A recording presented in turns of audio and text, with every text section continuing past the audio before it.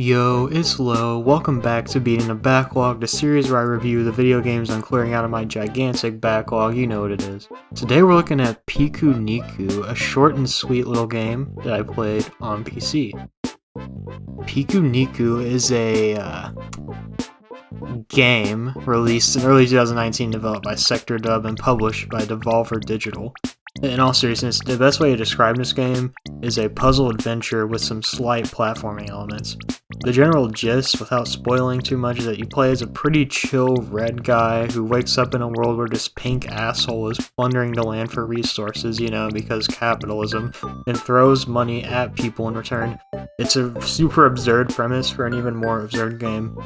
This review will probably end up being fairly short because in all honesty, there's not too much to go into for anything in this game.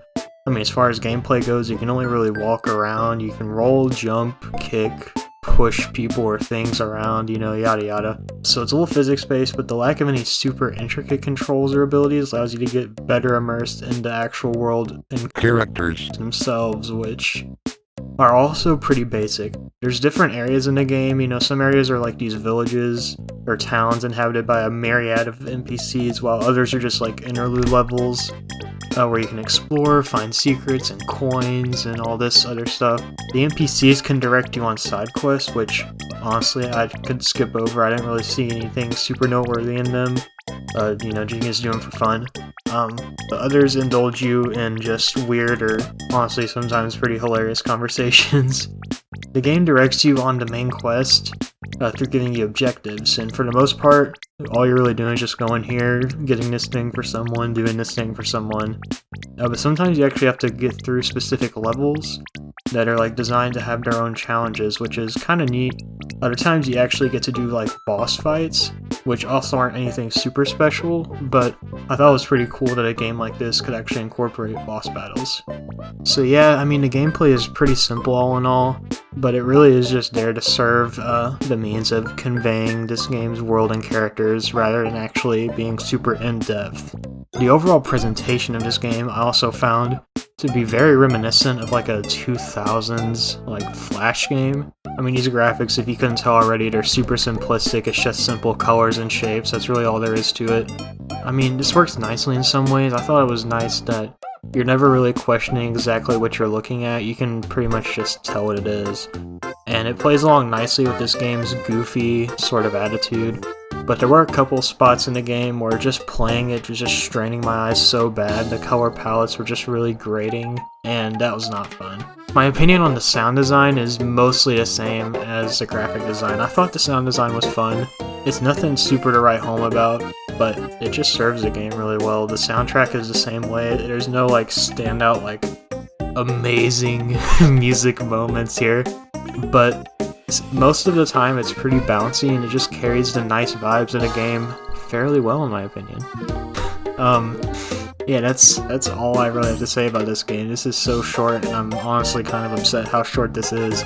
But I mean, it's all there is. It's a very quick, easy to digest experience. I mean, if you're a fan of indie games in this vein that are just kind of pick up and play, finish in like 2 or 3 hours, I mean, if you like that, if you just want something to play to remind you of a simpler time, you know, when Flash was still around, rip Flash. I mean, or if you just want like a laugh. I mean, this game has some laughs in there for sure. It's a very niche sense of humor. It may not land, but it is kind of funny sometimes. I will give it credit. But if you're a fan of any of those things I just said, I mean, I'd recommend the game. It's pretty tight. I'm feeling a light 7 on this one.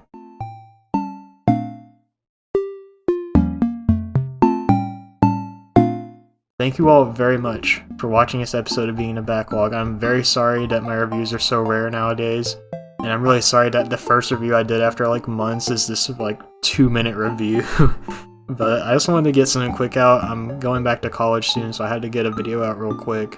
And I really like doing these reviews, but sometimes it just takes me a little while to actually play the game that I want to review. So that's why there can be a long gap between videos, but I'm going to try to get back into it. I'd like to thank 2 channels, 2 really good friends of mine, Octavian and KingJ0444. I've been watching their review stuff. Octavian reviews board games, KingJ reviews video games, and they've been really inspiring me to do this again. So I'd really like to thank them. They're both really awesome people. I'll link their channels below. I would definitely recommend them for great content. I definitely want to keep doing Being the Backlog, because I like reviewing new games and giving my thoughts on a game that I played for the first time, of course, but I'm still debating whether or not to continue the games I love reviews. If y'all saw my Left 4 Dead one a while back, I do love talking about games I've already played a bunch of times and love, but I'm not sure if that's really good content for the channel, and if I can even do it very well, so I'm always appreciating feedback if y'all want to see more of that or more of anything else. I'm always down to hear whatever. The fans first, you know, as I always say, even if it's like 2 fans. Alright, but I'm done. Thank you all again for watching, and I'll see you all next time. Peace.